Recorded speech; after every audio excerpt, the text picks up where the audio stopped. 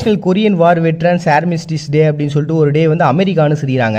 அது என்ன கொரியன் வார் எதுக்காக அமெரிக்கா அனுசரிக்கணும் அப்படின்னு பார்த்தீங்கன்னா, இந்த வேர்ல்டு வார்லாம் முடிஞ்சதுக்கு அப்புறம் இந்த வடகொரியா தென் கொரியான்ற ரெண்டு பகுதியை வந்து சோவியத் யூனியனும் அமெரிக்காவும் பிரித்து ஆண்டுகிட்டு இருந்தாங்க.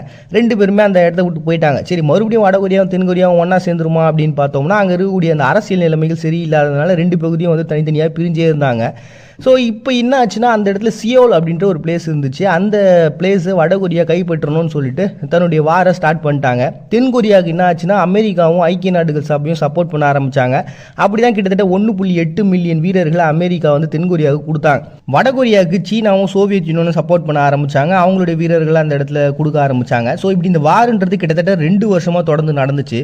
இதில் அமெரிக்க வீரர்கள் மட்டுமே கிட்டத்தட்ட 37,000 பேர் வந்து இறந்து போனாங்க, தன்னுடைய உயிரை விட்டாங்க. ஸோ ஒரு கட்டத்துக்கு அப்புறம் 1953 ரெண்டு பேரும் சமாதான உடன்படிக்கையில் சைனை போட்டு அந்த வாரையே நிறுத்திட்டாங்க. ஸோ அந்த